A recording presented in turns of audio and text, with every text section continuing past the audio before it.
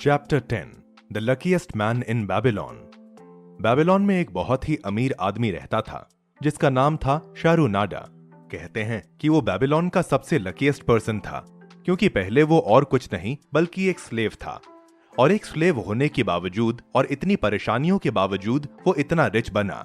एक बार शारूनाडा दमास्कस से वापस बेबीलोन जा रहा था और उस सफर में उसके साथ एक छोटा लड़का भी था जिसका नाम था हादन गुला। हादन गुला शारूनाडा के बिजनेस पार्टनर का पोता था। शारूनाडा उसके बारे में बहुत परेशान था क्योंकि उसे पैसों के बारे में कुछ भी नहीं पता था और उसे डर था कि कहीं आगे जाके उसकी ये लैक ऑफ नॉलेज उसके लिए प्रॉब्लम्स ना खड़ी करें। उसने हादन से पूछा, हादन, अगर तुम्हारे पास मेरी जितनी दौलत होती तो तुम उसका क्या करते? हादन ने जवाब दिया कि वो उसे महंगी महंगी चीजों में खर्च करता और एक राजा की तरह रहता। उसका ये जवाब सुन के शारूनाडा और भी परेशान हो गए और फिर उन्होंने हादन को बताया कि वो और उसके ग्रैंडफादर बिजनेस पार्टनर्स कैसे बने और वो और उसके ग्रैंडफादर इतने अमीर कैसे बने। शारू ने उसे कहानी सुनाई। हादन, मैं तुम्हारे ग्रैंडफादर से मिलने से पहले एक स्लेव था और मेरी हालत बहुत बुरी थी। एक दफा मुझे और दूसरे 3 स्लेव्स को कहीं ले जाया जा रहा था। उन स्लेव्स में से एक आदमी का नाम था मेगिद्दो, जिससे मेरी बहुत अच्छी दोस्ती हो गई थी। कुछ देर बाद मुझे पता चला कि हम स्लेव्स को बाजार ले जाया जा रहा था ताकि हमें दूसरे मास्टर्स को सेल किया जाए। बाकी के 2 स्लेव्स बड़े गुस्से में थे और वो ये एक्सेप्ट ही नहीं करना चाहते थे। मेरे दोस्त मेगिद्दो ने मुझे एक बात कही जो फिर मैंने अपनी पूरी जिंदगी फॉलो की।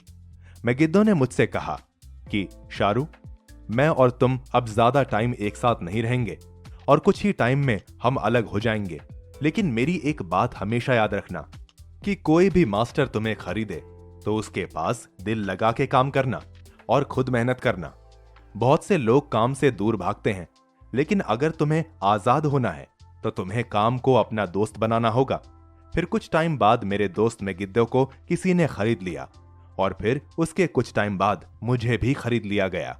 मुझे एक बेकर ने खरीदा और मैं वहां उसकी बेकरी में बेकिंग करता, नई नई चीजें बनाना सीखता और खूब मेहनत करता।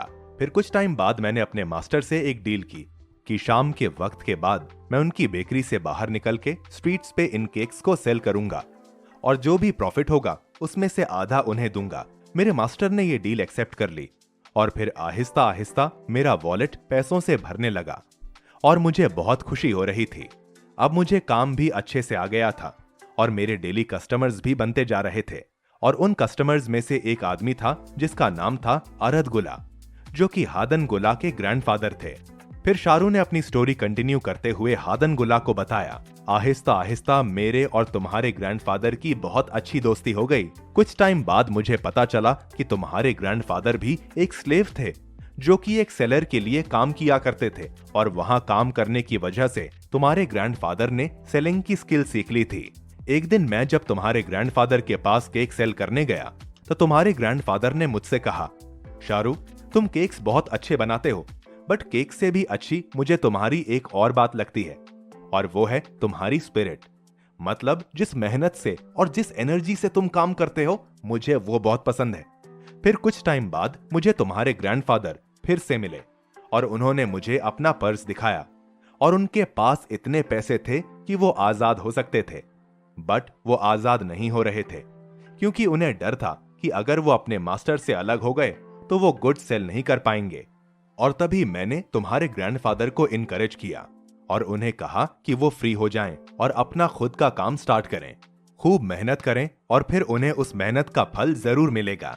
ये सुन के तुम्हारे ग्रैंडफादर में बहुत जोश आ गया और अब वो बहुत कॉन्फिडेंट हो गए थे और उन्होंने डिसाइड किया कि अब वो अपनी आजादी खरीदेंगे और अपना खुद का काम शुरू करेंगे।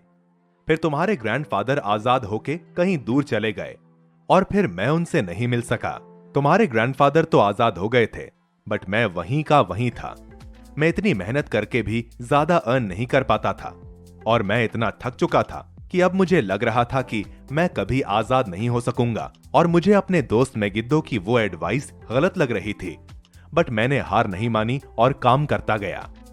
एक दिन मुझे पता चला कि मेरे मास्टर पे बहुत ज्यादा कर्जा चढ़ गया था क्योंकि उन्हें जुआ खेलने की आदत लग गई थी और उन्होंने बहुत से लोगों से कर्जा ले रखा था।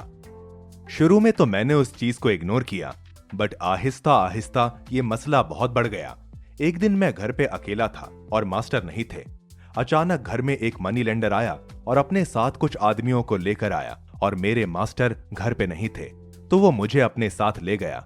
मैं बहुत घबरा गया था और मुझे समझ नहीं आ रहा था कि आखिर ये लोग मुझे कहां लेके जा रहे हैं। कुछ देर बाद वो मुझे एक बड़ी सी जगह पर ले गए और सरप्राइजिंगली वो जगह तुम्हारे ग्रैंडफादर की थी। वो फौरन मेरे पास आए और मुझे गले से लगाया। उन्होंने मुझसे कहा कि वो मुझसे काफी टाइम से मिलना चाह रहे थे, क्योंकि मैंने जो उन्हें हार्ड वर्क की एडवाइस दी थी उसे फॉलो करके वो इतने अमीर बन चुके थे। फिर उन्होंने मुझसे कहा कि उन्हें बिजनेस में एक पार्टनर की नीड है और उन्होंने मुझे एज अ पार्टनर रख लिया। और बस तभी से मैं और तुम्हारे ग्रैंडफादर पार्टनर्स बने और हम दोनों ने मिलकर काम किया और खूब पैसा कमाया। ये स्टोरी सुन के हादन गुला ने उनसे पूछा कि क्या मेरे ग्रैंडफादर का सक्सेस सीक्रेट हार्डवर्क है? तो शाहरुख ने रिप्लाई दिया, हाँ, वही है उनके और मेरे सक्सेस का सीक्रेट।